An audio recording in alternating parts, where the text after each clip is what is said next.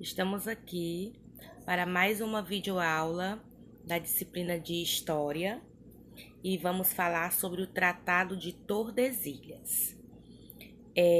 Eu quero que vocês me acompanhem a leitura no livro de vocês, na página 43. Quero que vocês acompanhem a leitura do primeiro parágrafo e eu vou fazendo a explicação de acordo com a minha leitura.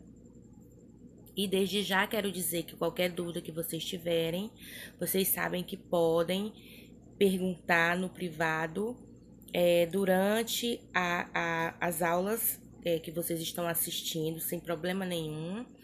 Quero também dizer que se a tia Gislane não responder de imediato, é porque são muitos alunos, não é só da sala de vocês. Eu tenho também alunos do turno da manhã da Escola Pitágoras, do Pitágoras 2. Então, são muitos alunos para atender, tá bom? Então, vamos iniciar nossa aula falando sobre o Tratado de Tordesilhas. Na aula anterior, nós falamos sobre a questão dos pioneiros a fazer as grandes navegações.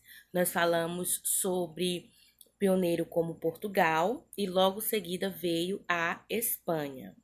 Então, o que foi esse tratado? Diz o seguinte: como já navegavam pelo Oceano Atlântico, bem antes dos espanhóis, os portugueses acreditavam que as terras a que Colombo chegara pertenciam a eles. Então, para resolver essa questão e evitar uma guerra entre as duas nações, foi assinado um acordo que recebeu o nome de Tratado de Tordesilhas. Meus amores, em 1492, o navegador genovês Cristóvão Colombo, ele realizou uma das maiores descobertas no período das grandes navegações. E ele foi financiado pela coroa espanhola, certo? Então, a coroa espanhola financiou a ida pelo Oceano Atlântico a fazer o quê? A fazer suas rotas, suas descobertas. Então, ele anunciou que havia descoberto umas terras. E o que foi que aconteceu? Ele acabou se inserindo numa rota comercial que era bastante significativa, obviamente, e para o Império Português. O que eu quero que vocês compreendam também é que o caminho seguido por Portugal foi um durante a navegação, e o caminho seguido por a Espanha foi outro.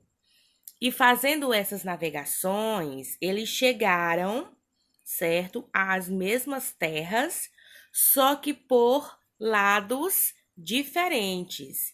Lembrar que alguns deles acreditavam que as terras que eles estavam eram terras desconhecidas e também eram terras ao qual ninguém havia ainda descoberto. E eles achavam até que poderia ser a Índia, né?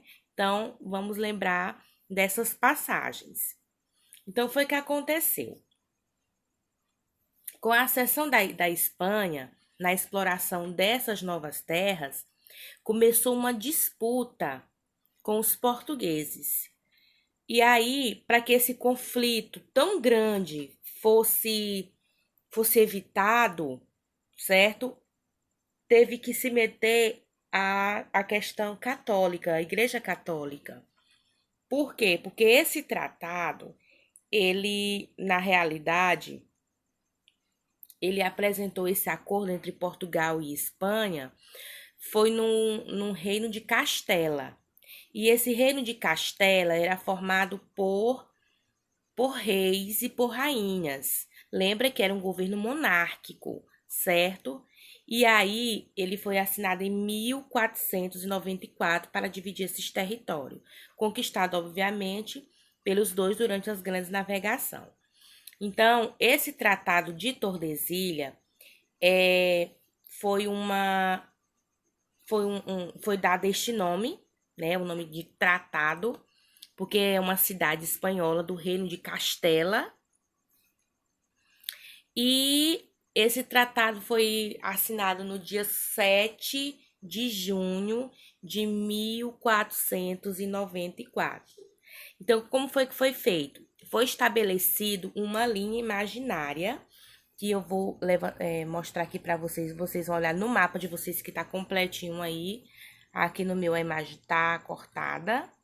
Mas esse mapa aqui, eu quero que vocês observem aqui, ó, América, tá? E tem uma linha imaginária aí demarcando a divisão das terras portuguesa e espanhola, certo? Então, foi dividido 370 léguas a oeste do arquipélago de Cabo Verde na África, pode observar aí, sendo a parte pertencente a um, e do outro lado nós temos a parte que pertence a Portugal e a ocidental a Espanha.